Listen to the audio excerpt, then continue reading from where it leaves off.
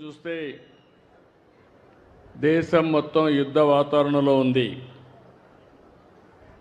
ఏదైతే మన వాళ్ళ మీద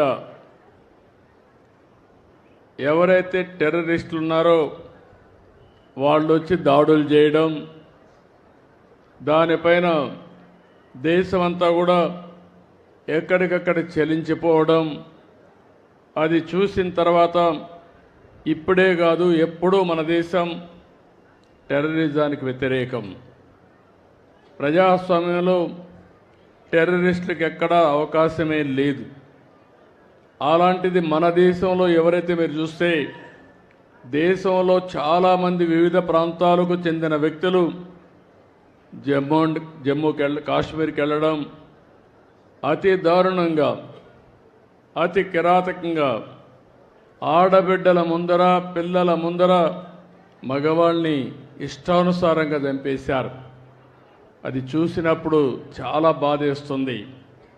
అలాంటి సంఘటన జరిగిన తర్వాత ప్రధానమంత్రి గారు ఎప్పుడూ చెప్పారు, తీవ్రవాదానికి ప్రపంచంలో చోటు లేదని చెప్పి దీనిపైన చర్య తీసుకోవాలని సింధూర్ అనే కార్యక్రమం పెట్టి టెర్రరిస్టులను హతం చేసిన దేశం, హతం చేసిన ప్రభుత్వం కేంద్రంలో ఉండే ఎన్డీఏ ప్రభుత్వం అని చెప్పి కూడా నేను మీకు తెలియజేస్తున్నాను.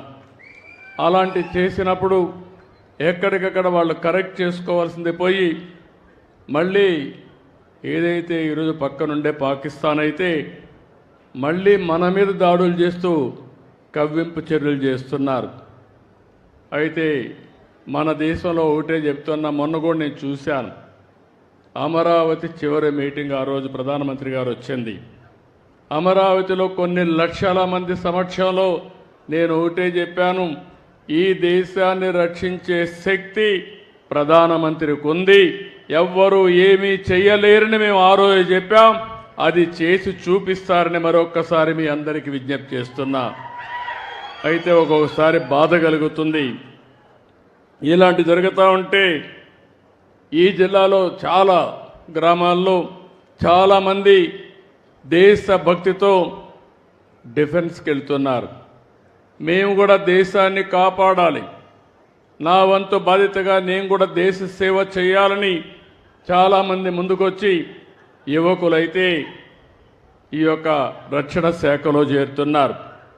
అందులో చేరిన వ్యక్తుల్లో మన తెలుగు బిడ్డ మురళీ నాయక్ ఈ జిల్లా వాసి. ఆ మురళీ నాయక్ ప్రాణాలు కోల్పోవడం చాలా బాధేస్తుంది.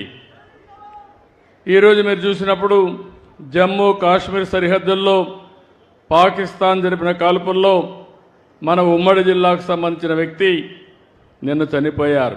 గోరంట్ల మండలం కల్లి తండాకు చెందినటువంటి మురళీ నాయక్ వీర మరణం, దేశం కోసం చనిపోయారు. బాధేస్తుంది. వాళ్ళ తల్లిదండ్రులతో ఇప్పుడే నేను మాట్లాడాను.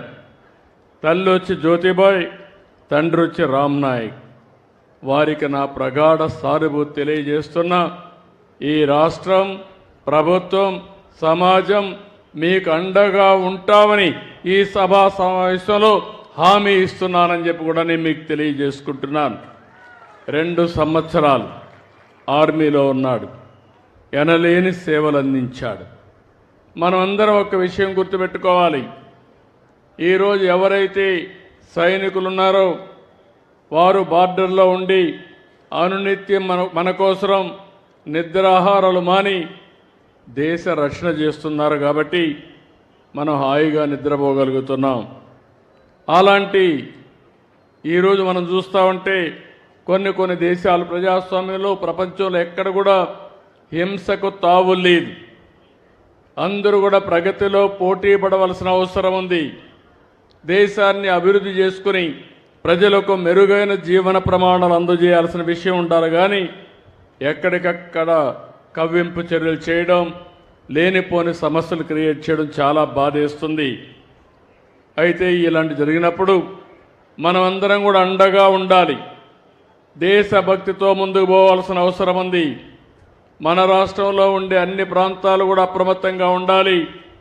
దేశం చేసే పోరాటానికి ప్రతి ఒక్క వ్యక్తి సంఘీభావాన్ని తెలియజేయాలి. అండగా ఉంటామని నినదించి చెప్పాల్సిన అవసరం ఉందని చెప్పి కూడా నేను మీకు తెలియజేస్తున్నాను. అందుకే ఇప్పుడే కేశవ్ గారు అన్నట్టు భారత్ మాతాకి అంటే గట్టిగా చేయని మనమందరం నినదించడమే కాకుండా అండగా ఉండాలని చెప్పి మరొకసారి కోరుతున్నా. భారత్ మాతాకి, భారత్ మాతాకి, భారత్ మాతాకి.